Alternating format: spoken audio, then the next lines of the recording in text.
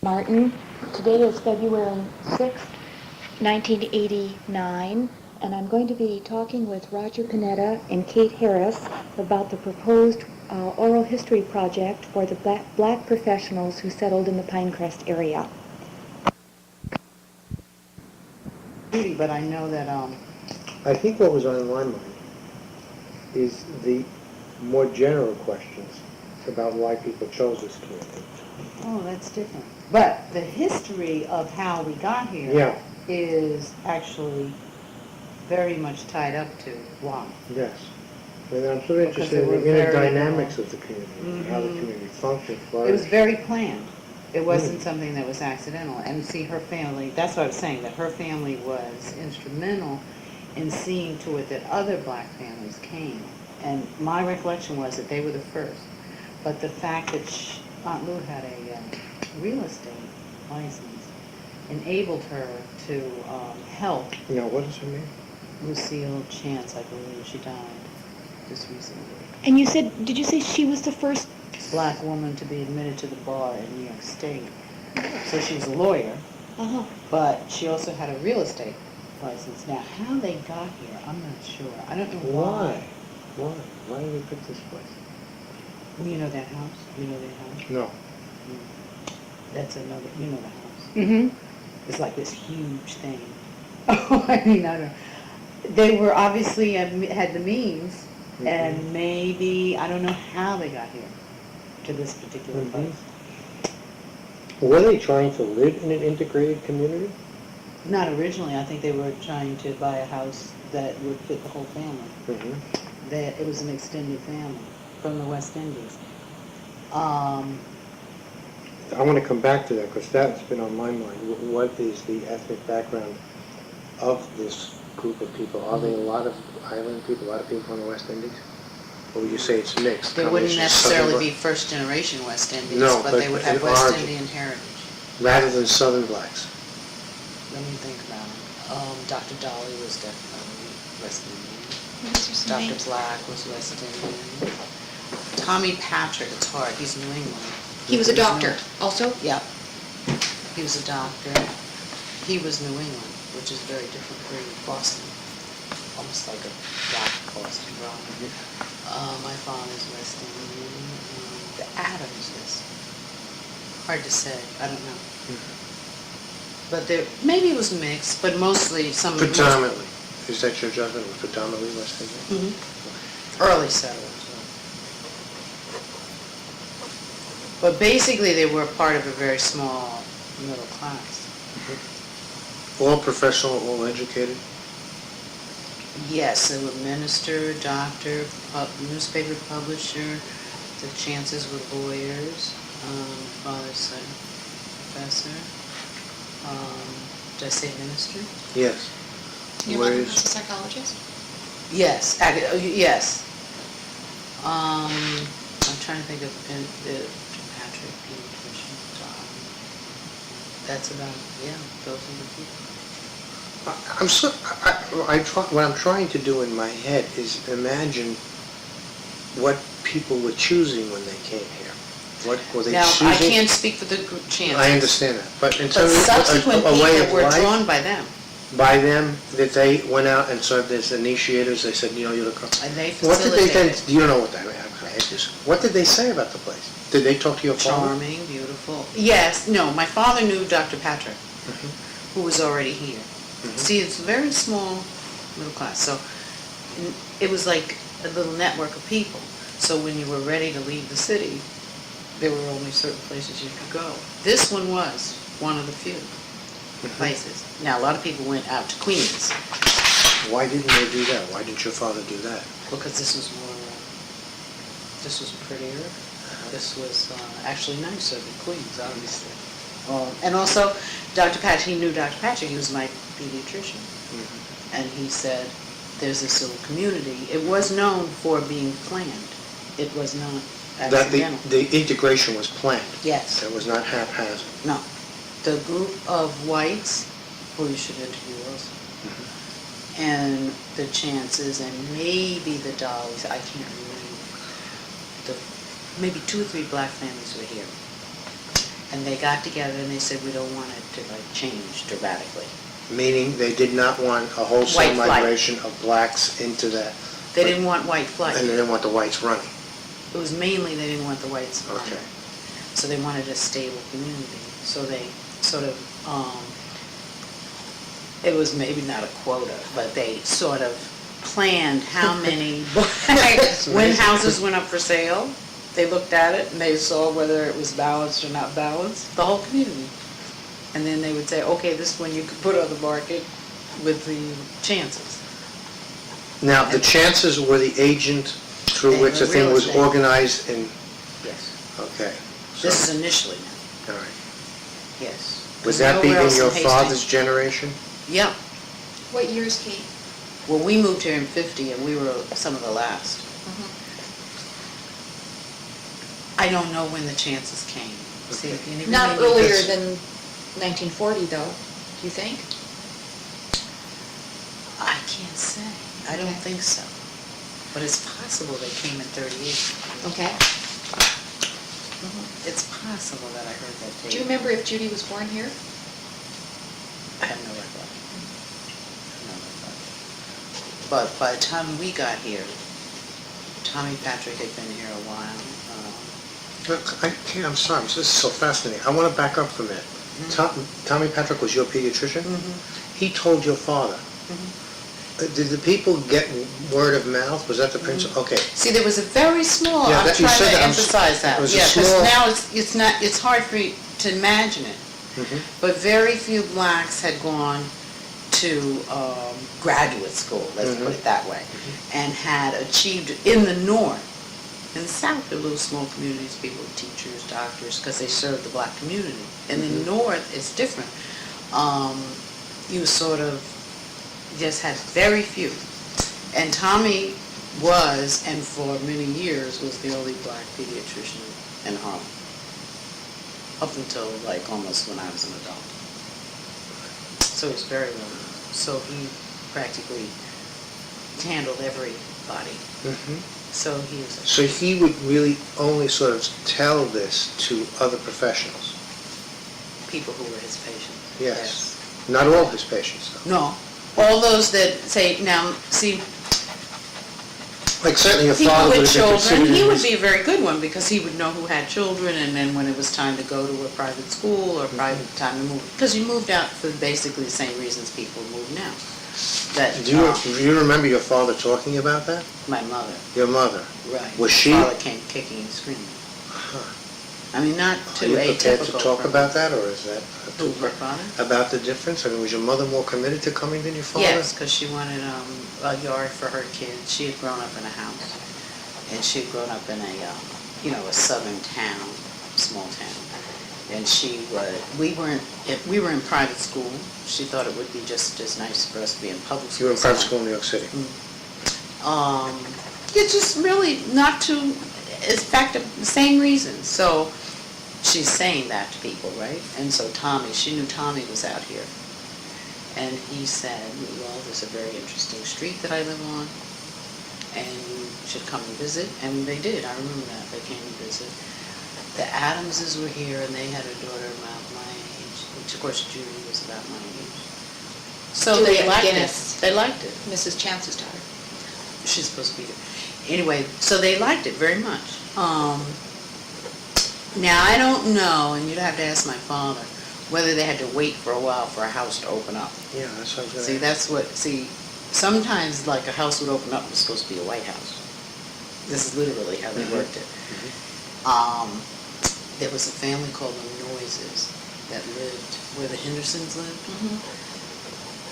They were the president of the organization when we came, What organization, you said?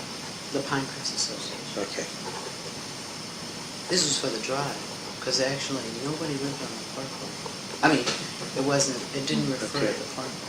The drive has more substantial homes than the Parkway. Yes, and it had the view.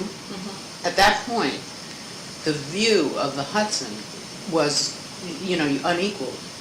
Even up on the hill. Yes. I mean, you had a different kind of view, but you were looking right at the palace. So this was And a closer. very select.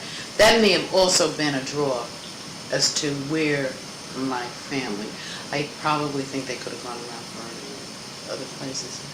But it's a very charming, and it had a reputation for having artists and artisan academics. Bob Merton lived on the street. I'm The sure, sociologist and I'm sure that my father knew him. from Columbia. Yeah, because we've always been friendly with them. So it drew a certain kind of. Your parents were friends of Mr. and Mrs. Bernard Barnes, right? And they had. But I don't met 2 think they years knew earlier? that. They Oh, didn't know they were here. Okay. Yeah, that wasn't a factor. Mhm. It was nice that they were here when we got here, but this particular little street was, and also Hastings having a reputation of being sort of an academic and artistic and creative place was another draw for my family. But basically, it was my mother trying to get us out of the city and get us into, the suburbs. And we didn't want to come either. You, as children, because you were I reading. was 10, I had a lot of friends, I enjoyed my school, I liked my street, I was perfectly happy. I thought it was a terrible thing. Terrible, but that was all right. They moved anyway. In fact, I wasn't here when they moved. I went to somebody's house. Help me, I really want to understand this. It must have been a culture shock. Well, for me, it was awful. It was, not only was it a culture shock in terms of the neighborhood and the people, but the school was so different from what I knew, because it was, Judy's brother was in my class, but he was the only other black in my class, which was sort of good to have one. But in my school, where I was coming from, it was very integrated. It had started out as the Horace Mann Lincoln School, which was sort of a liberal kind of thing. And then they changed it to, it split off, and then Horace Mann was started, and then it was the experimental school, then New Lincoln. And it always had a tradition of diversity, class, race, culture. So this place must have been awful. more white. This was awful. This was terrible, going to Hastings. It was, and I let them know that. By then, you mean your parents? Yes, I thought this was the worst. And what did they say to you? How did they explain? Well, they were very, they were psychologists, so they sort of listened very patiently. But I think in truth, now that I'm a parent, they had been quite upset. They spent all that money covered, and I hated it. My brother was having a terrific adjustment, difficult, because in New Lincoln, you sort of, whenever you got ready to read, you read. So he hadn't gotten ready yet. And he was in the 2nd grade, which with Hastings was totally You should have been ready with finished. On to, beyond primary readers, you were doing your stuff. And he was very bewildered as to why the people were sending notes home and trying to get my parents to come in and talk to them. Because he was just not ready to read. He would read in his good time. I, on the other hand, was very shocked by race. I was shocked by how rigid the school was in terms of what I had been, But I quickly decided, well, I better conform. So I conformed, but I was still pretty angry about it. At that moment, what did your parents say about their reasons for moving to a They predominant? told us What did they say?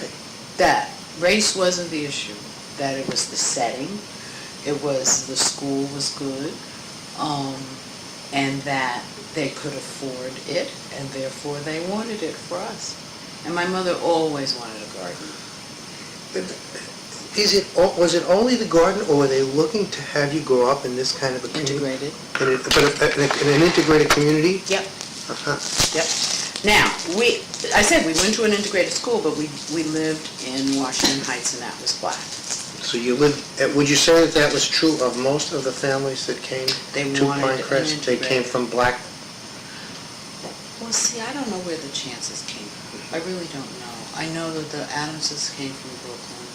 Tommy Patrick had to have come from Harlem. That's true, because his practice was in Harlem.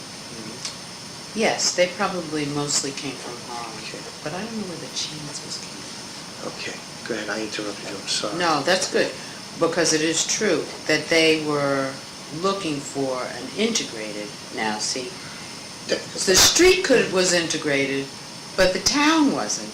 So the school that we experienced, that they didn't experience, Was all right. yeah. And I don't think they truly appreciated that. But my parents have never been people to feel that we needed to be in an all-black situation. Now, this must have been a view, I don't know that, I shouldn't say that. Was this a view shared by others, that they wanted to raise their children in a community in which the schools were really predominantly white and it was integrated? That's what you strove for. This is before the Civil Rights Movement. What was the goal? To equity, to achieve and be afforded the same opportunities as the predominant color. And that if you reached a point where you could do that for you and your children, you should do that. I By think they would still literally believe moving that. yourself into that culture, if you could. Yes, because you were no different. You had the same means, you had the same aspirations, and therefore you acted the same. I think that they would still say that. And at the end of your schooling, you would be able to? To do whatever anybody else who graduated would be able to do. When they made the decision for my brother, who still in 8th grade was figuring out maybe he wanted to learn to read, that he should go to a boarding school. They selected a very elitist kind of prep school that under the same thing, that if he was going to go to prep school, he should go where it was most elite, that he should go back. And most white. Well, therefore, it would be white. Mm. They wouldn't put color in it. They would put what is the best. Was this a colorblind strategy? Mm-hmm. If you ask them, they wouldn't. The race would not have been the issue. What the issue was what was the best that you could provide for your children. Yeah. How would they expect you as a young child to deal with the issue of color? Did they ever talk to you about that? Did they just go dead on it? Did they ignore it? I don't remember them ignoring it. I remember them saying that the emphasis was not on the color of your skin, but it was on who you were. And that you shouldn't be judged by that, and you shouldn't judge other people by that. So it is, yes, in a way it was a colorblind thing, because they believe that's the way the society should be.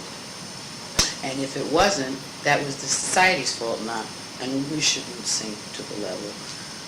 Right. So in a way it recognized that you're going to have to take a different posture and have a different belief. But they firmly believe that there should be no difference. And I believe that. And during the time when there was an emphasis on black pride and whatnot, my father was severely criticized because he was still an integrationist. Now it's less of an awful position to take, but he's been very consistent that whatever is afforded the predominant race or culture or whatever should be afforded everybody. What was it? It sounds like he was looking to equalize class and status, to put you in the class Yes. that he thought the professionals were entitled to and that you should experience as a child. Right. That you should have the avenue to achieve and to be successful. You should have equal opportunity to be successful. Now, when you lived here, help me with this, your father continued to have a clinic in Harlem, didn't he? My mother did. Your mother, not your father taught at CUNY, at City? Yes, he always taught at City. He's taught at City early, like 40. So your mother went back to Harlem every day to work? They both went into the city. I think he was with Northside for a while, and then he started Haru, you know. Yeah. I forget when that was. Sorry. Had to be in the poverty program, 60s. Yeah, 60s. So he was with, they went in together until the 60s. We moved here in 50. Kate, what did you think about that? I mean, it sounds, now, he sort of went back and forth between these two worlds, at least your mother did. I don't think he saw it as He two didn't worlds. see that. Neither did my mother. They didn't see it as two worlds. They saw this, well, in a way, it's not race, though. This was like a respite. This was like, solace. You came here and you relaxed. Even in the evening, if it was late, like I do that now. Yeah, and then they went into the city. Yeah. I think they saw it less contrasting than I would. I think they felt more, it's not an obligation, more committed to maintaining that contact and serving the children. I think that's what it was. Oh, Harlem. You made a comparison, more committed to maintaining I'm that contact. having more difficulty doing as that. an adult. Yes. So that you don't feel the need to sustain that contact yourself. You feel. Yes, I do, but I'm having more difficulty with the contrast between here and there, and I don't think I told Roger what your work is, what you do. I run the same center. I now Did run your the mother? same- Did your mother? Yeah. That's Yeah. nice. So, yes, it is. But I don't know, and I don't remember the contrast being as troublesome. I have troubles with it, because the children that I deal with every day are very different than the children yeah. that live in Hastings. So it's sort of a little tension, trying to understand that. I don't feel that my parents felt that, to be perfectly honest with you. I don't know. How would you explain that? It's so interesting. They had each other, I think, to sort of put it in perspective for them. I'm not so sure how great the contrast was then. Yes, the children in Harlem were having troubles. But to me, it just seems as if drugs and abuse and all that seems much worse now. Also, trying to keep it sustained, commensurate with, keeping the operation commensurate with the kinds of problems that you're confronted with. I think it got hard. I remember my mother, just before she retired, she was weary. I remember that. But you see, as a child, we didn't discuss this. So I'm just observing, and maybe my observations are distorted. Yes. They probably distorted. I probably idealized it. Do you think you're more color sensitive than they are? And always was, and I would say that as psychologists, they would seem to be amused by me, and By your color sensitivity? not in a negative way, but I also was more, I was angrier about their middle classness, and I said they should have been poor, right? And that, You were angry? because they were, well, I guess I was angry that they had the means to move me out of where I was.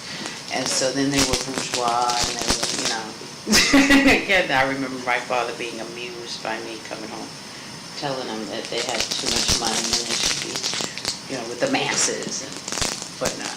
Was there a point where you were very keen on that idea? Yeah, in high school I was at that point, now you're talking the 50s. Yes. It was really in Hastings particularly, thinking that you're going to vote for a Democrat was sort of radical, right? And then when the Rosenbergs were executed, I remember being quite concerned about that. I mean, I thought that was terrible, and people in Hastings thought that was like sick. It was like, really crazy or actually communist. Yes, communist. So I was feeling very alienated, not only in terms of color, but in terms of ideology, and in truth, I was probably just a regular adolescent kid. But it was very difficult for me because there were only about 2 other people in my entire class that took these views, and the teachers were even quite concerned about my views. Some of them didn't even want me to discuss them. I mean, these are, gee, we could go on here for, I don't know what term, that's so interesting. Did at any point you come home from school? Many And- points. Yeah, and say to them, you know, I have Yes. seen one Terrible. black person Yes. all this And year. people are calling me names, and I'm having a Yes, terrible time, yes. and this teacher And hates me. now, what are you and has gonna, told why have me you to- done this to me? And they said, They listened. You see, psychologists listen. And you're supposed to work these things out yourselves in me. And now that I look back on it, I think that they knew what they were doing in a certain kind of way. They were sort of letting me figure this thing out. I used to get furious, but then later on, as I got older, I started to write papers and I studied. And it was funny, because my kids don't do this. I chose to study Black history in Hastings to learn more and to be... when you were in the high school? And I did papers. I still remember doing papers on Sojourner Truth and really Harriet Tubman. I was fascinated by all that. And it began to pay off. I really was quite successful academically, and I enjoyed it. So that I found my little... I channeled my anger sort of into that without making a big deal. And I know my parents were very pleased. I think they figured out, they felt that I had worked it through, and that now my mother had, and maybe it did have something to do with my knowledge of how she was brought up in the South. It was segregated school, and you always studied Black history, and you sang the Black national anthem. So you got very, and it wasn't like a big thing. So I must have known that, and so I gravitated toward that. And by that time, I figured out which teachers you avoided. And there were teachers that you had to avoid. And which ones would tolerate you. And some would encourage you. A few. But it was hard. So that essentially they really were very non-directed. They listened to what happened and... Yes. Now, I would like you to ask my father about this. His perception may be different. He's told me he remembers things differently than you.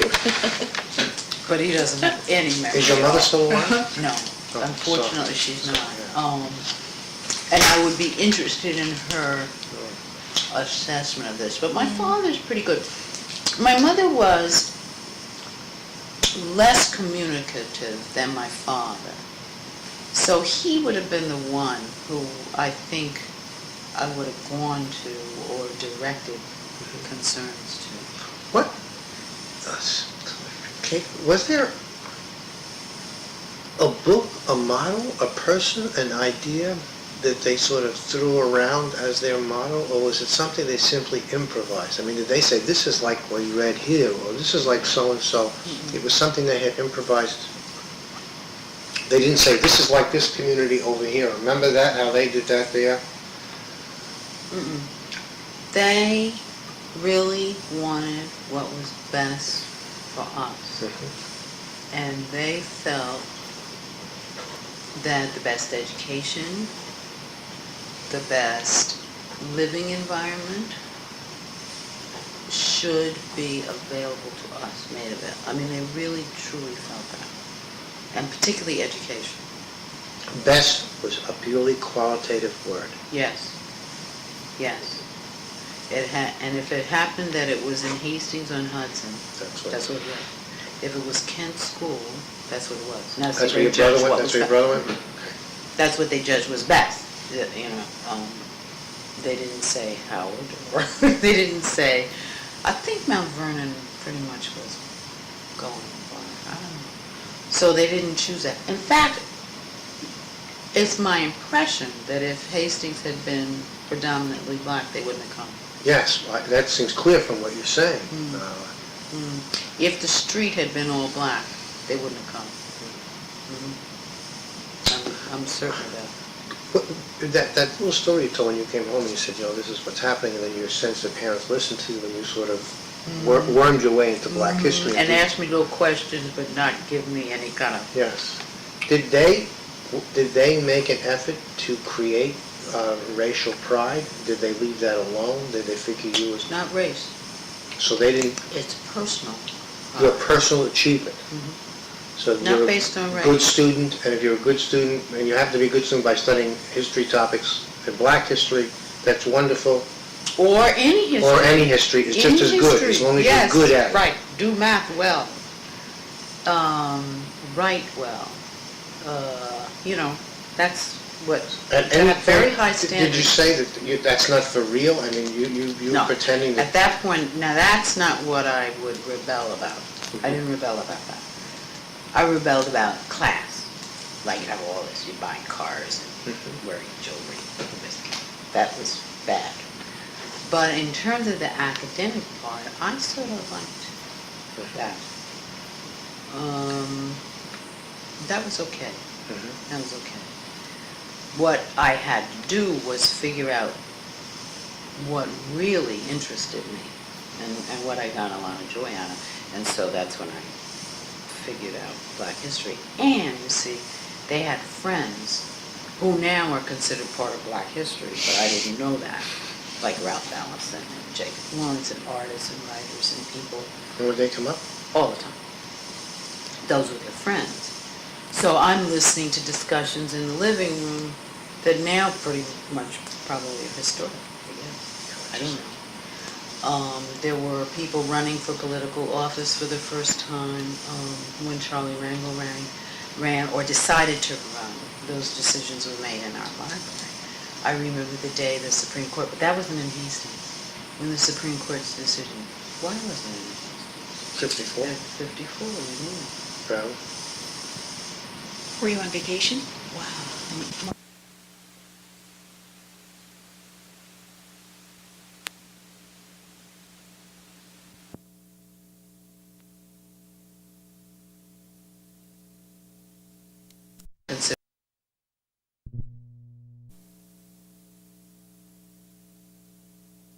Malcolm Allison's book, and he's coming to the house all the time, my interest would be more likely to center on something that was real to me. So Black history or anything Black was real. I also did pretty well in math too. But at any point, you said that the conflict was greater for you than it was for them. At any point, did they feel defensive about having left the community They of would art? never let me know. Did they ever feel beleaguered by it, or did they ever feel under attack by it? Did they ever feel in the 60s that what the hell did we do this for? Or were they so convinced of the strategy? I don't think so. They were very strong, both as individuals and as a couple, in their beliefs that race should not make any difference. And it did in this country, and that was unjust. And that they devoted their lives to trying to eliminate that injustice. And they certainly wouldn't want their own children to be victims of it. And you see, they felt that if you stressed race in this society, that blacks grew up feeling inferior. So by living in a white community, being able to And do excelling. well, you would see that that was not really an issue. Or recognizing that you had the same opportunities. Now, you may choose not to live in a black community, but you must feel that you can make choices, that the choices aren't made for you. Now, they made the choice to move to a white community. See? Now, I remember, this is something my father would never admit this, just terrible. He did have something. He told my father my brother never to date a white woman, and my brother has never. And he told me, and he'll never. He said that the reason that he said that is because he knew that there may be some superficial acceptance. This was when Hilton was like 6th grade. But in reality, if it came down to a real relationship, and Hilton was going to be hurt. And they were going to, it was not going to be, and that he could not deal with it. Now that's surprising to me because I still have a little feeling about it, but that's where race did come into it. And it had a powerful effect on my brother, in the sense that he never dated a white woman. I never dated a white man in high school. Because they didn't ask me out. That was that right? mainly why. That's true, yeah. That's definitely true. But I don't know if I had the opportunity whether I would have been as clear about it as Hilton was. So that was that little. See, I think he was trying to protect Hilton from the hurt. But that's what he definitely, that was race. No question about that. So in your social or your intimate relations, Then it played a race role. made a difference. Yeah. Professional, economic, and Mhm. education. I would be interested if he mentions that. Because that is a fact. That's definitely a fact. He may have a different explanation for it. Were your parents as intimate friends with the white residents of Pinecrest? No, some. As there were some? The Noises, this Mhm. why you so much. The Mertens, they were friends with. As a matter of fact, they were not intimate friends of the blacks that lived on the street. One of the nice things about living in Hastings and on that street was that you could have your private life, and most of the people had professional and social lives that were not necessarily centering on the street. As a matter, the chances were the most social, and they gave more parties than anybody else, to include all of us on the street. But the other people didn't. Sometimes the Patricks. So my father was friendly with the Patricks, but he was not necessarily that my mother either, intimate with the Adams. Later on, some extra years with, but the Stewarts. But it did not mean that there was a cohesive social interaction. We were friendly, nobody was hostile, but that wasn't sort of maintained your own thing. For convenience, or not to want to appear clownish? I don't think it was a decision. I think it was, Just happened. again, a place where people could maintain their individuality and not feel drawn up. It wasn't a typical suburban experience with coffee clutches and that. Many of the women worked, white and black. Did Mrs. Patrick work? No, she didn't. No, she didn't. That was the second Mrs. Patrick. She didn't work. But, see, all the chance women worked. Did Mrs. Dolly work? No, I don't think. I don't remember. I remember Dr. Dolly. That was really one of the stronger West Indian families. I don't remember the woman. Nor did Mrs. Black work. She's Mrs. Bourne. You should interview Mrs. Bourne. Oh. Mrs. Black, you know that house on the corner where the street divides up? They went into disrepair. Yes. Terrible. The Blacks lived there. And he was a businessman. I believe he was a publisher of a black newspaper, but I used to babysit for them. He died prematurely and didn't provide for his family. So they had to quickly move. She had 2 little children. She had to move out of that home. So she moved to the Parkway. And her name, she got married briefly. Her name is Lois Bourne. She's still there. She taught for years at Graham Windley, but she struggled. She your father's age? She could be a little younger, but her husband died very prematurely, suddenly. But at any rate, they lived right next to the Mertens. Why did I bring them up? Well, I asked if Mrs. Black worked. And so, yes, she did as Mrs. Bourne. Oh, right. Right, okay, yes. No, she didn't work Or as a then. widow before she became Yes, Mrs. right, Bourne. she didn't work then. They were there when we came. These are the people that were there before. Mrs. Adams worked. They had a newspaper. You have to interview them. And he's ill, isn't he? I've heard Very, yeah. very. But she's still quite active. If he can talk, he'll talk to you. She worked. See, so a lot. But then the white women families were some, not all. So there was, yes, there was a tenants association and they met, but it wasn't the social life. wasn't that. So, now the kids were friendly. I was friendly. Yes, because you naturally bond together. Patty and Judy, those are the ones I remember. I remember Dr. Dolly had a adopted daughter or foster daughter. She was there. Now, you meant the kids of the black families? Yeah. Those of us who were my age. The born, blacks had young kids. I don't want to ask you that now because I want to come back to that at some point later. I think it's very interesting. Did they share something in common as a group? Us. Yeah. The kids. Yeah. No question. This sense of alienation. Yeah. Yes. No question. Against the parents and the community? Everybody. You sort of felt... Yes. Then they took the chance, Judy and her brother left. Maurice was in my class. Patty stayed. They went to private school out of town. I don't know when that was. But by that time, now, I don't mean to make it sound like I had no friends.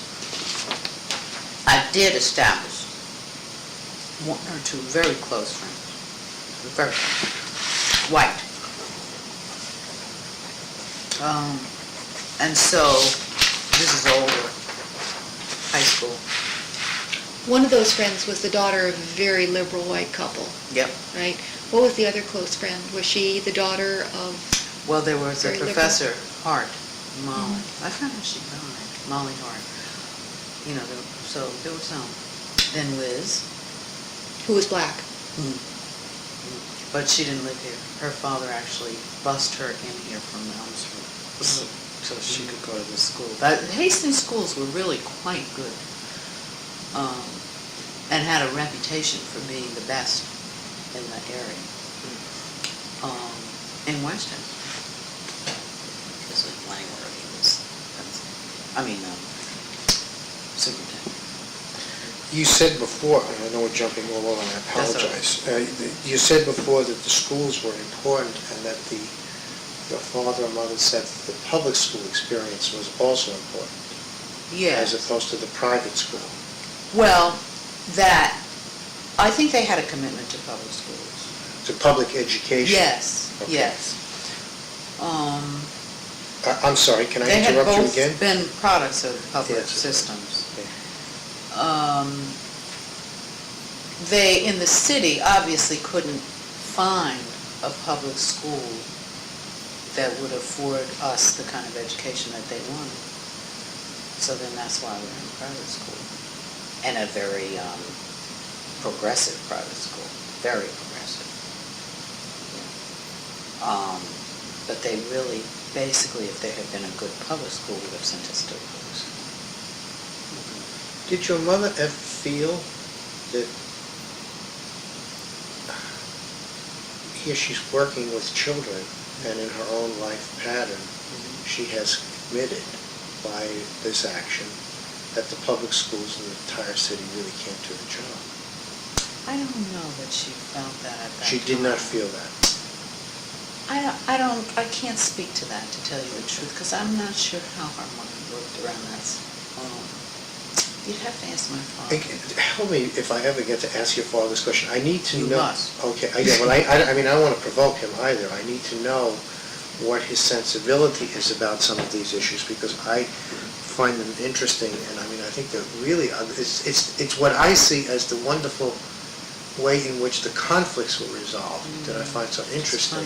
Yeah. You mentioned his sensibilities. He taught for, I don't know how many years in the city, and he encouraged people to ask questions. Okay. That's a sign of a great Okay. teacher, right? Yes. So he must be able to Okay. receive all of these questions Okay. without, I don't think you offend him. Okay.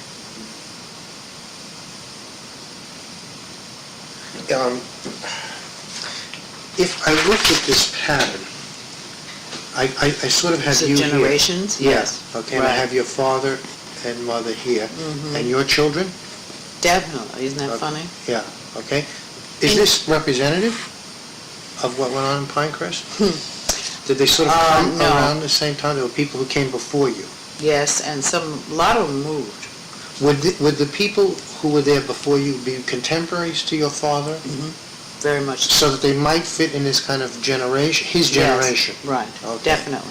Most of them. Mr. Black probably was the youngest, but everybody else would be in their 70s now. Then the second generation would be yourself, Me and then the and third Judy. generation... Our children. Okay. In your own sense of this, did things break? Well, they did. They obviously must have broken differently for the three generations in terms of how they each responded to Angry. these. This is So the this is the angry one. Right. Uh-huh. This vulnerable too. This one you were lucky to get out of it healthy. A lot of rebellion? Yes, and a lot of troubles. Resistance? A lot of troubles. A lot of troubles. Adjustment, none of that. Did they leave? Now, we came back. Some of us came back. Judy and I came back You mean you left this place? to go to college, Right. live, early marriage and everything. And then when we had kids, we came back. Now, Judy came back when she divorced, and she stayed. Pat Adams never came. She comes back to see her parents a lot. She actually lived in Hastings for a while, that's true, as an adult. But she was transferred. Patty came back. Now, our brothers didn't come back.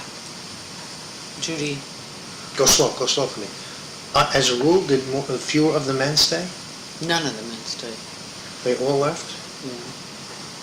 But more of the women stayed? So Okay. those of us with kids came back. Some of them. You see, Patty didn't have kids, but she still came back. She lived in Hastings. She lived up there where the Deckers lived. Oh, She lived in one of those houses Oh. there. okay. in the Was there front. also a woman who lived near Ann Lindner on Bel Air? That was another early person.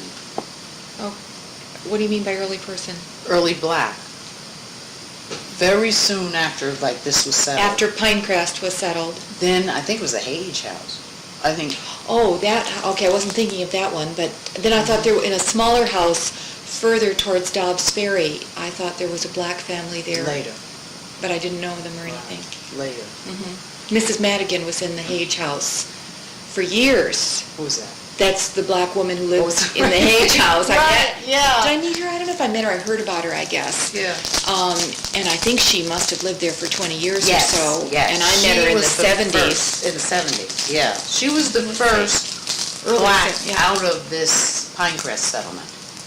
What do you mean by out of it? Elsewhere in That town. actually moved to another street besides Pinecrest Drive. Impossible. Although we do hear reports about black families, but they weren't like upper middle class black families. But Oh. people come in here, older people, and they tell us that a black family lived in this little house here or When? something. 1920s or 30s? I don't know. That's possible. You can ask Judy about those things, because Okay, I yeah. wouldn't know that. And they lived like for a little bit of time, or they I don't know. stayed? In the town? Well, actually, stayed. one was along Broadway, so it was almost as if it kind of backed onto Pinecrest Parkway, Is now that that I right? think about it. Yeah. The Bag House? You mean the Bag? I don't know which one it is. As you're driving, before you make the turn onto Pinecrest Parkway, There's a house called the Bags some live there. little, I think there are a couple of older houses there. Just one. Just one It's old gone house? now, they just tore it down. Oh, my goodness. Okay, some man whose father was the station master, or the signal man down at the train station from like 1915 or something, Isn't that interesting? told me that he grew up in a house there along Broadway and that a black family lived next door. Now, this man's had a stroke, and it's a little difficult to understand him, and when he told me the story, I just wasn't able to try to bear it down and get actually the story. But, and you know, he could have been talking about the 1950s. I don't know. People have a hard time placing something in the right decade. Me But, too. but you did not know of any other black families in town, anywhere in Hastings? Until the woman moved, because it was like big news. It's like, oh, somebody moved off of Pinecrest. Horrendous. Yeah, now you're telling me about this generation. Oh, Not too many people here, we're talking.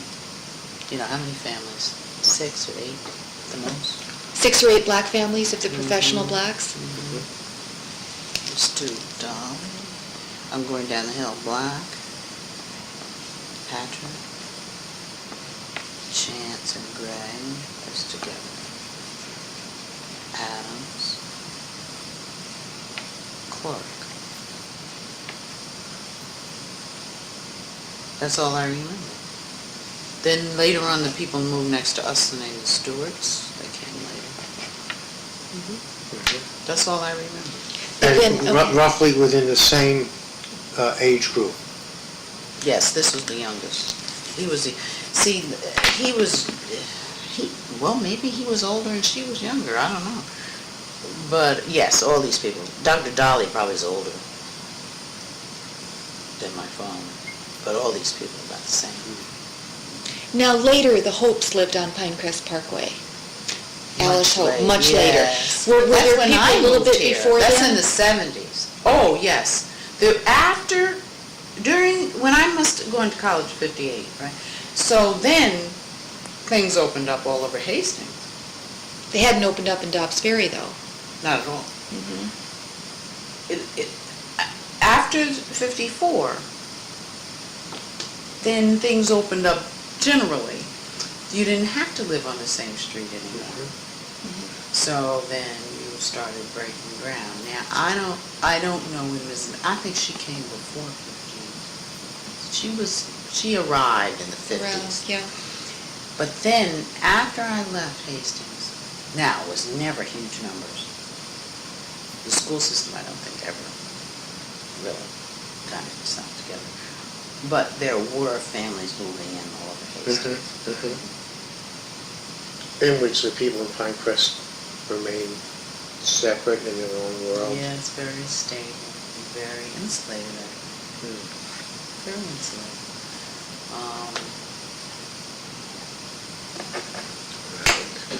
I don't remember them being active in things like the PTA and, active in this community. So, for instance, the Adams having a black newspaper. Well, they were in Westchester County well-known and active, but not in Hastings. They really weren't. Kate, who was the black man the house that's now deteriorating around the corner of Pinecrest? That was After Murray. Mrs. Black moved from there, another black family moved in. No, No? the family never moved. Oh. The woman hated the house, and the man loved the house. Mrs. Black, the widow? Mrs. Murray. Mrs. Black had lived in that house when she was married to Dr. Black? Mr. Black. Mr. Was Black. a businessman. Okay. And then when he died prematurely, soon after we moved here, So they were another... 50s, then she had to move to a house on Pinecrest Parkway. Right. And then the Murrains moved in that house. Okay, so But they were another... They never hit, only the man. And he didn't really live there. That house has really been unoccupied, although he became a hermit. And he did live in there. But, later. But it really hasn't been lived in with a family in it since, say, 1952. I mean, it's a real object of curiosity to people in town. You would It's hate a to go wonderful in old and out. house. It's a beautiful house. I have recollection because I babysat it.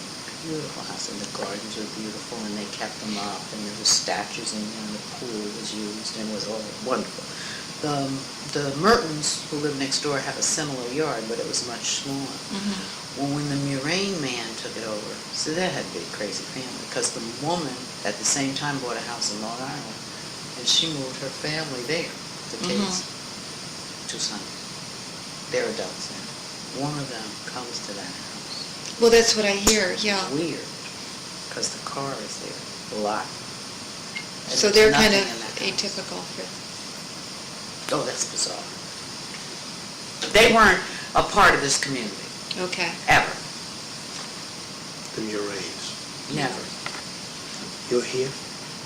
Yes, I'm here, my brother's here, Patty. Men leave somewhere in return. During the adolescent years, a lot of resistance. Yes, all of us. All of us. The peer group here really serves very Yes, and cohesively. we were very social. And we socialized with kids from Yonkers and Mount Vernon and White Plains who were in similar situations that we were. Other black kids. And so... You went to those places? Yep. Was that Jack and Jill? Or were you not No, in that? I wasn't in Jack and Jill, but it was... That was Jack and Jill. Where do you get all this stuff? That's a Well, social... no, she Kate, listens she's to a me. good Yeah, friend. Jack- I've heard about that. Jack and Jill, isn't that funny, Jack and Jill? Anyway, that's still active. for the same reason. But I think I remember why you weren't in Jack and Jill. Because my parents didn't believe in selectivity. And Okay, and I you thought had there to was be another reason. Approved. And Gotcha. they weren't joiners. Mhm. You had to be approved to join. Did you also have to be very fair complexioned? Well, that was early on, yes. Early in the black bourgeoisie. That was before. Light skin? Oh, yeah. All these first generation families? No, not this. Okay. Not this. That's another reason that this was a little different. But you go back, and if you look at black history, people who went to Harvard say early 1900s, very big. Yes, no, I would understand. Yeah. But this group Mixed. was mixed of color. Oh, yeah. Okay. As a matter of fact, I think the chances had a lot to do with that, because they're West Indian, right? So they're not going to have those. Were they light skinned, the chances? No. They were dark. Okay. They're not going to have that same, that wasn't going to be a criteria. Okay. Nice thing about that. Very diverse. So then the men move, some of the women eventually come Well, back. we all go to college. And you go, wait. We all did the right thing, right? Right. We all went off and went to college. Did the We pa- did what they wanted us to do. Of course you did, yes.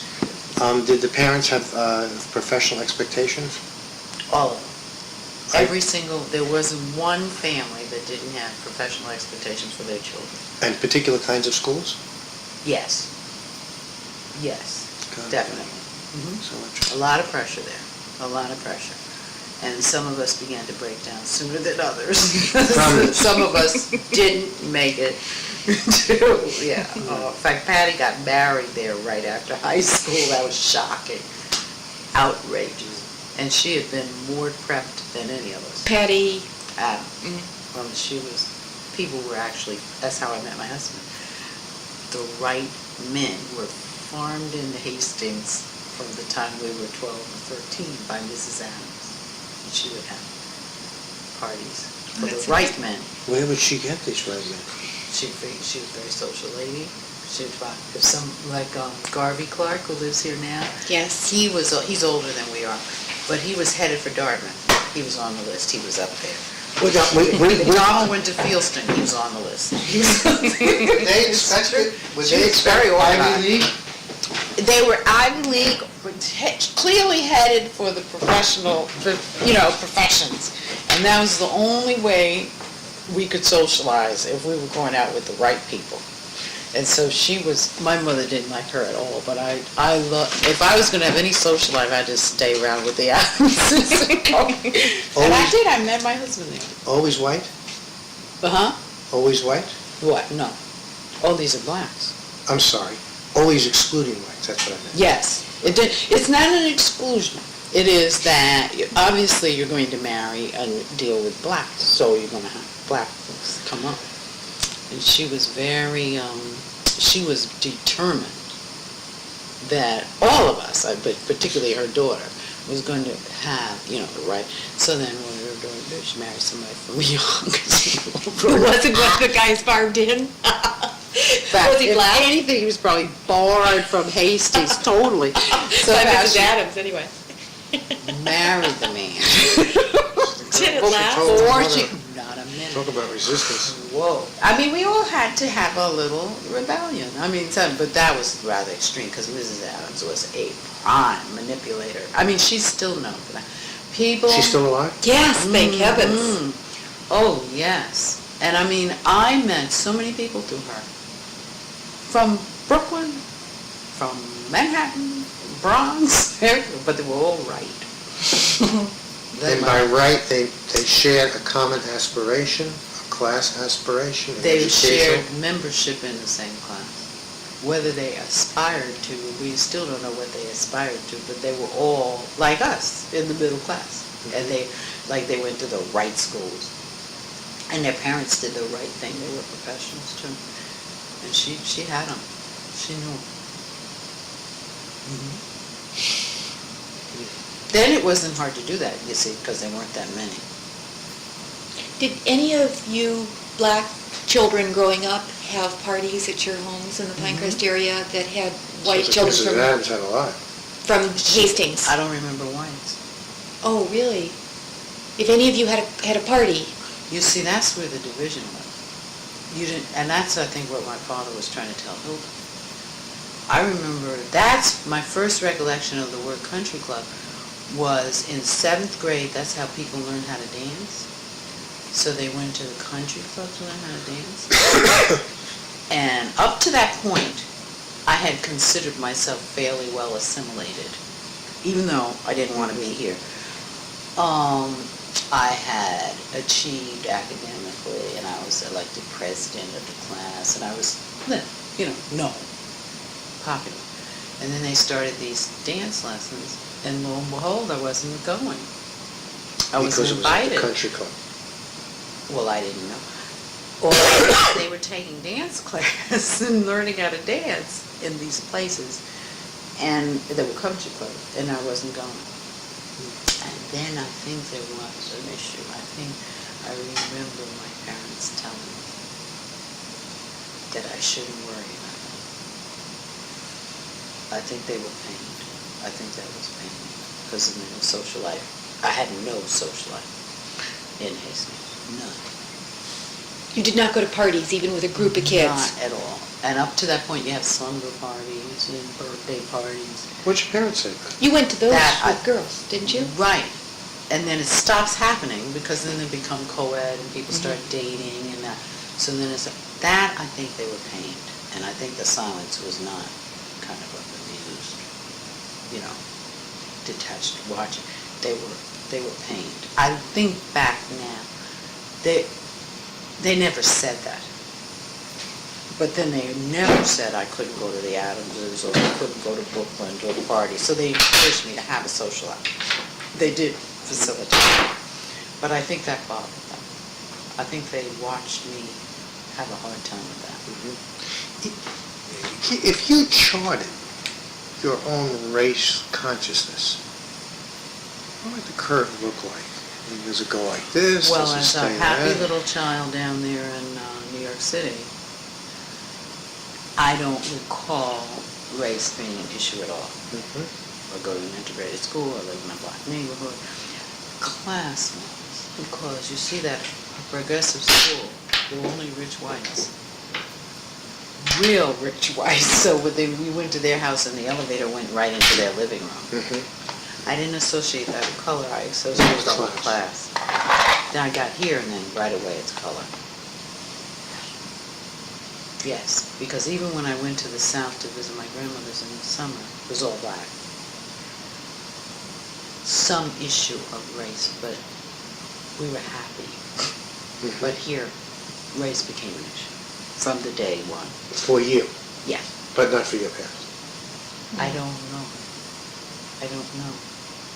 Well, certainly not their lives. They continued to live their lives the way they always have.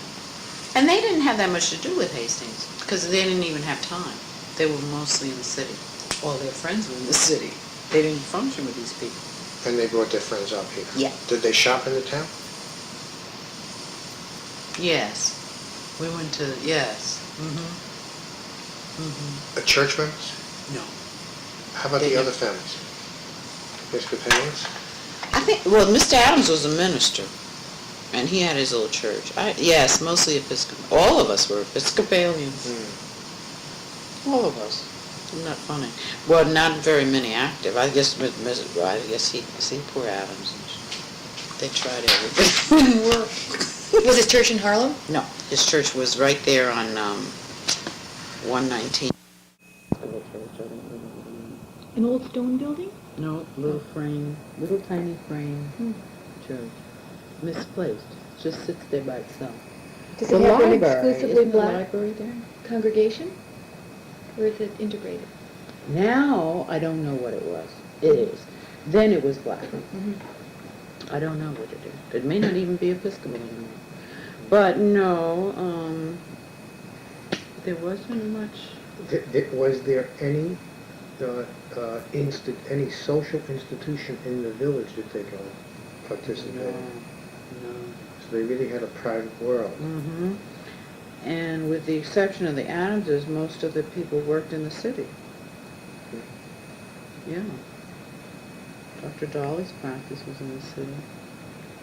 Mm-hmm. Trained in I think they all drove. And my father still won't take the train. Oh yeah, no, they weren't that kind of commuter. They drove.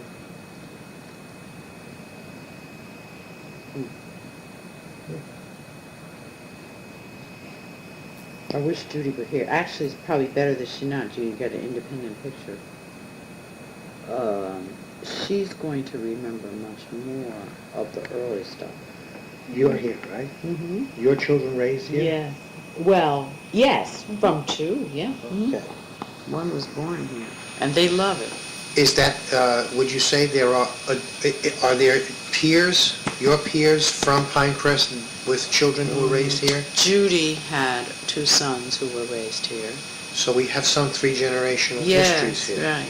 Okay. She would have told you that. Patty didn't have children. Mm-hmm.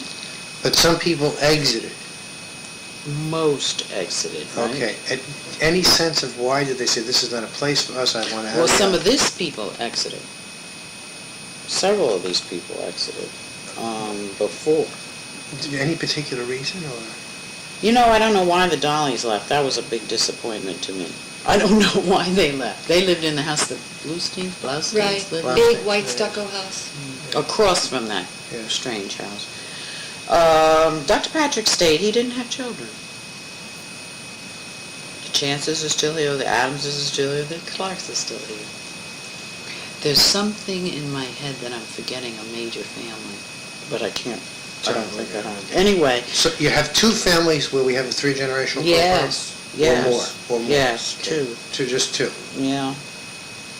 And 5 Okay. children Mm-hmm. of those two families. Yeah. Total? Yeah. 5 children. 2 girls and 3 boys. All raised here? Uh-huh. Oh, boy. Yeah. Isn't that cute? Yeah, it's very interesting. I would have never, see, my father's very amused by the fact that I complained the whole time I was here and called them names and did Oh, everything. he must feel like... And then I cats me came out. back. Oh, gee. Yeah. Talk about redeeming his idea. Right, right. Well, actually, he's pleased, and Sure. for many reasons. So, my brother didn't come back. See, my brother now had a total reaction formation. He lives right in the center of Harlem. He represents Harlem on the city council. And he didn't have as much of a open rebellion as I did. He sort of enjoyed it. He had friends. He was about to date white. But he did date a white woman, and then that's when my father said stop. But he was well integrated, except academically, because he never figured out he wanted to learn to read.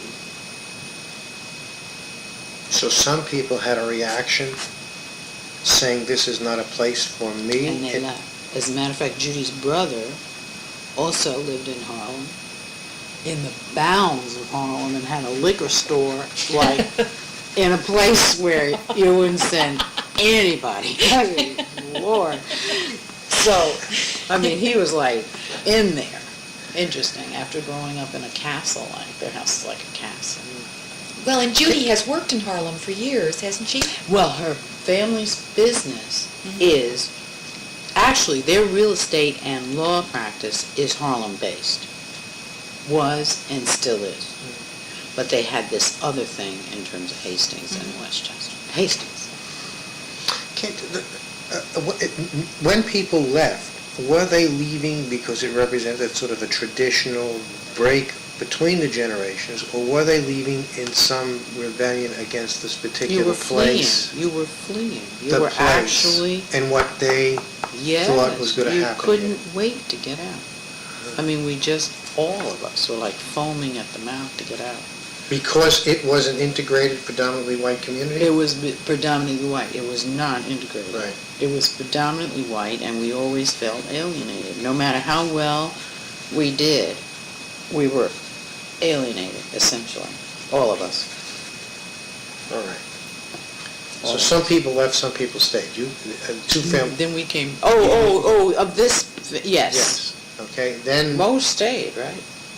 Mr. Black died, but his wife stayed. They all stayed. Then Except the this dog. generation, some went to school. Then some, you and another Judy came back. All right, and so married. then we have the third generation. Yes. The two women, and their husbands, I assume, were not from Hastings? Okay. Judy married a white man. First. That's from the Chance Gray, the first settlers. Their daughter, her first husband was white. Okay. When you were deciding to come back here, were you married? Did you? I had 2 children. And you had 2 children. And you told your husband, I think this is the place I want to go back to? I said, if we're going to go to the suburbs, we better go to one we know. I know. And did he? That's what I said.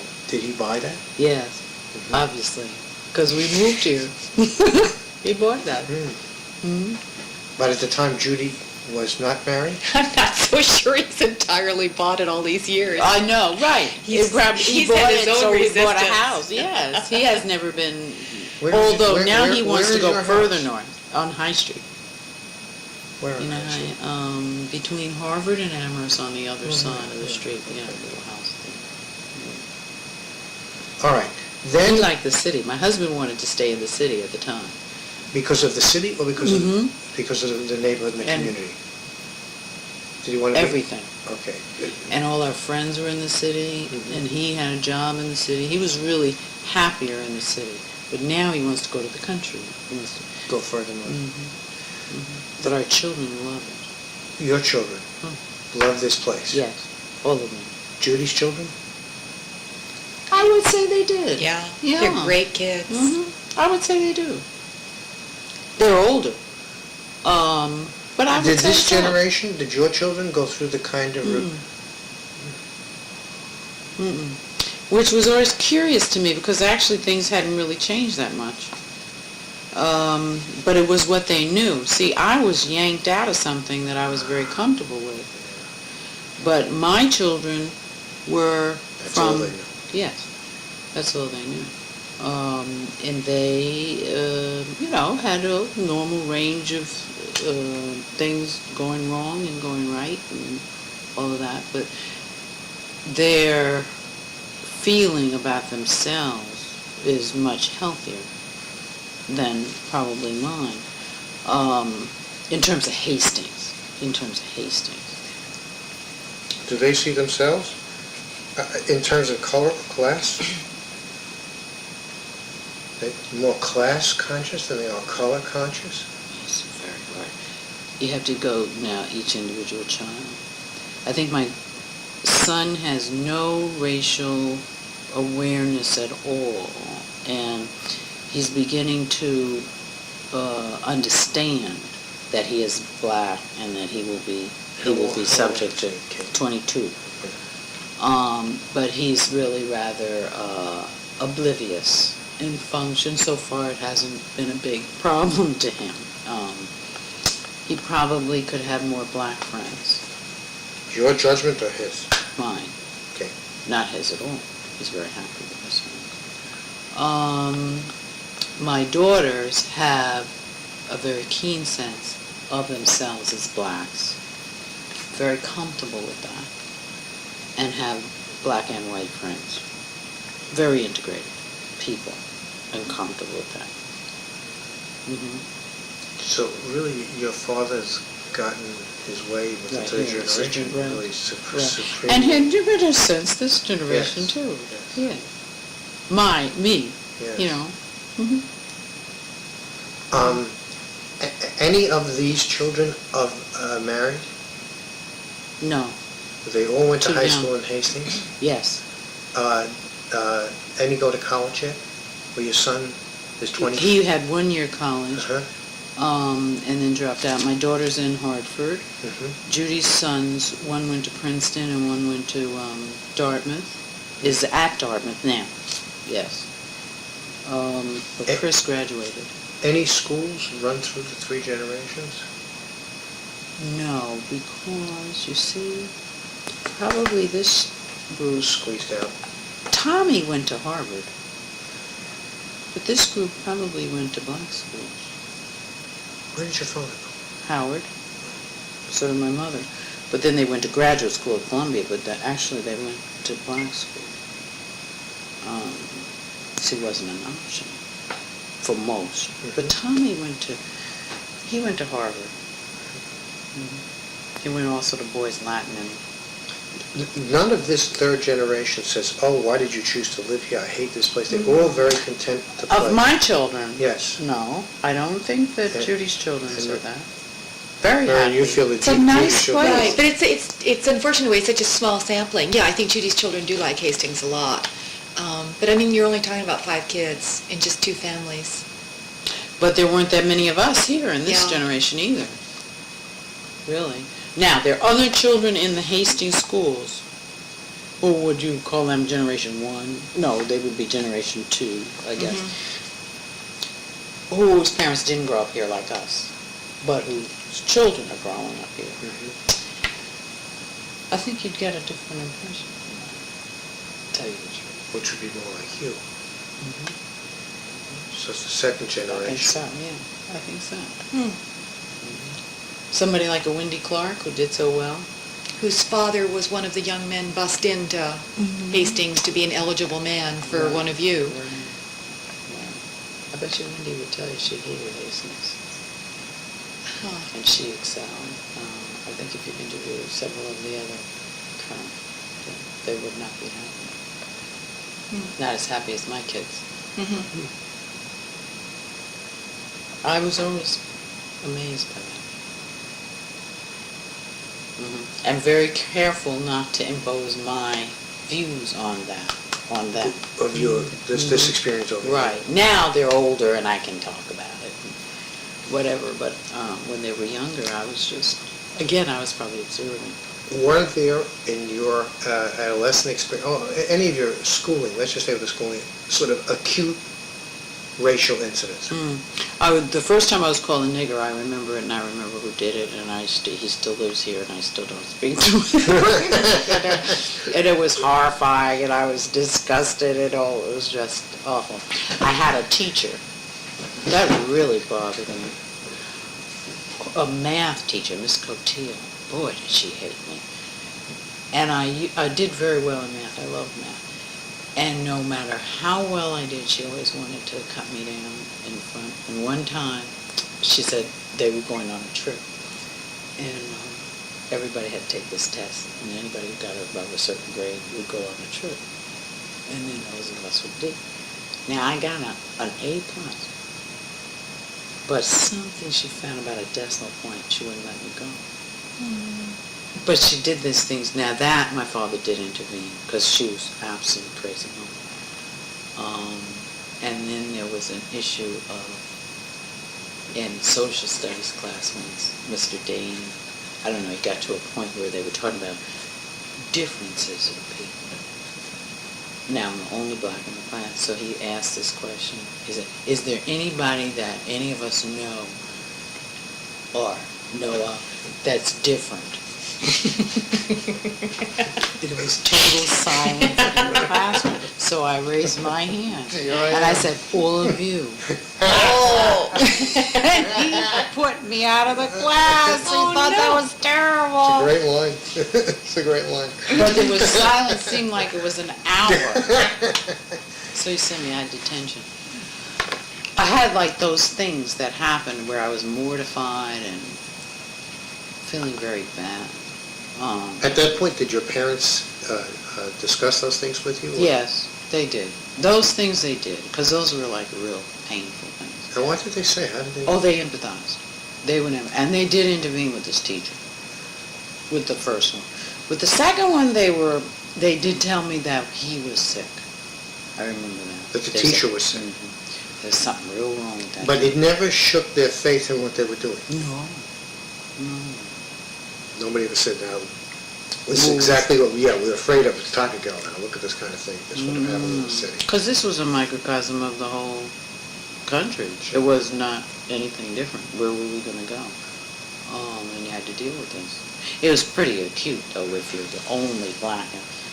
But then it became not the only black, you were the only Democrat, you were the only liberal. It was like you were real different.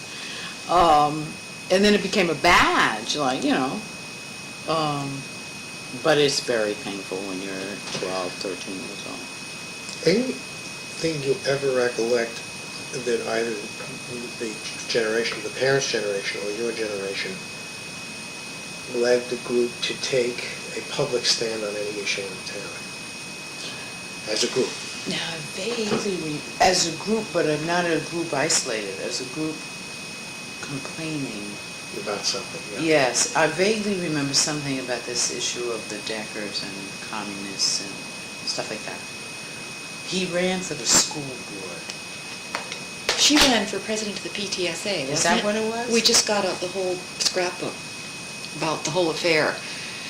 And There was something about that. I mean, can you imagine president of the PTSA could cause such a general- commotion? I thought it was the school board also, but we've got all Right. the newspaper Okay, clippings. good.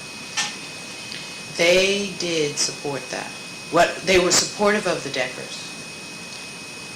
Mrs. Decker had for 6 months been associated with some group on the West Coast when they lived in California that either had communist leanings or later became something. Some silly. And some people in the community felt that the bad judgment that she expressed by becoming a member of that group for 6 months made her an unfit Dangerous. candidate to be president of the school board. Yes.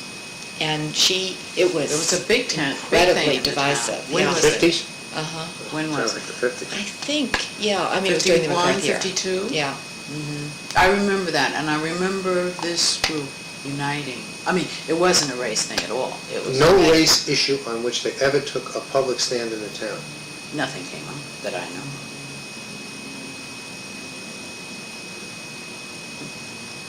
Were they, let me ask you anyway. Were they sort of pleased by that kind of harmony, or that the issues either didn't come before them, they didn't think they were grievous enough, or they were not here to do that, or the issues just went? They were not being denied anything. It was, see, they were here. So there was nothing. They never took any advocacy positions No. for other blacks, never said to the school, I think you should bring more black students. Oh, no. No, that's not. That was unheard of before the 60s with students. Another generation, not this generation. What about the time of the civil rights, what was it, Little Rock, 7? Is that what they were? That was different. That was, see, in the South. And then Minnie Jean lived with us, one of them, with Little Rock Knob. That was very interesting for everybody. Like, Hastings thought that was interesting. And they interviewed her, and she went to the school for about a week, I think. And then she went to New Lincoln. But that was in the So South. she went to the school for a week, Mm-hmm. although she lived with your family. Yeah, And then she went into the New city to Lincoln. private Then school. She went to New Lincoln. I didn't know that. I assumed that she went to the Hastings Public School. This was the time when the Little Rock schools. And she was Were being expelled. She integrated. was the one expelled. But my mother, being from Arkansas, knew Daisy Hicks or whatever her name was, Daisy Bates, and who organized the Little Rock Nine. So when Minnie Jean was expelled, they asked if she could come to live with us. She did. Oh, she lived with us about 3 years. But I went off to college. Anyway, those kinds of protests and confrontations were happening in the South. They didn't happen up here.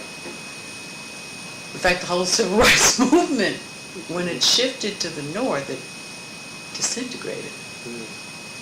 It's far more difficult to deal with the New York City public school system than it was actually to deal with Little Rock.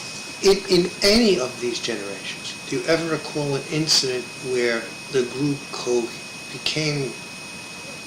coalesced, came together? The only thing they did was quietly see to it that the street didn't turn all black. So they really live in a very And private very- world. Oh, yeah. And they were very systematic about it, vigilant. But that was the only thing they did that smacks of anything like what you're talking about.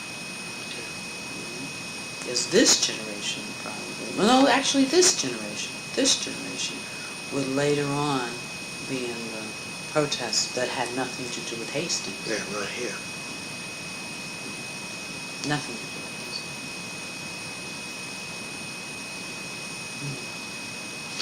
Your mother and father must have seen just horrendous life stories in their practice, and then they would come back here. Well, I don't know how horrendous.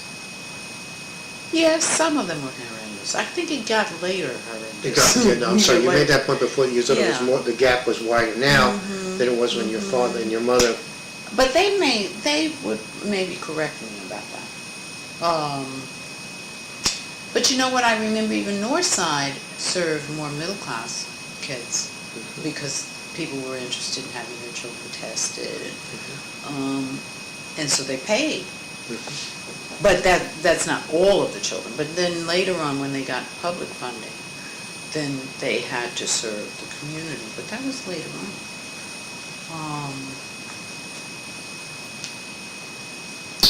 I don't know that they would experience this contrast you're talking about. I think if anything, it was a welcome expansion of their experience. To come here. Yeah. I don't know that they saw it as a dichotomy. Huh? I didn't experience it that way. They enjoyed their work. And they enjoyed going into work. But they also enjoyed their home. Did they feel that living in this place rejuvenated them for the work? Yes. I think so. But I don't think they saw their work as truly draining until And your mother said near the end, your mother really felt Right. that. I don't really think I think they got a lot of stimulation and a lot of sustenance from their work. I don't really think Any of these families, I think you said that many of the families came from Harlem? most of them did. The Adamses came from Brooklyn. Okay. Yes. Okay. But that was still a black area of Brooklyn that they came from. So they came from basically black communities? All of them. To a white community? Tommy may have been interesting. I don't know where he came from. Do you record your parents or any of these parents taking this second generation back to the communities they came from? Sure, we all were Did they- very attached to Harlem, to Brooklyn. Oh yeah, there was never a total denial of where you came from. Now, Because you still had friends there. Most of your friends were there. from when you were a younger child? All the way up. Okay. Did the parents do anything to inculcate that? Did they say to you, I think, let's go back, or did they take special pains to remind people, don't forget we were there?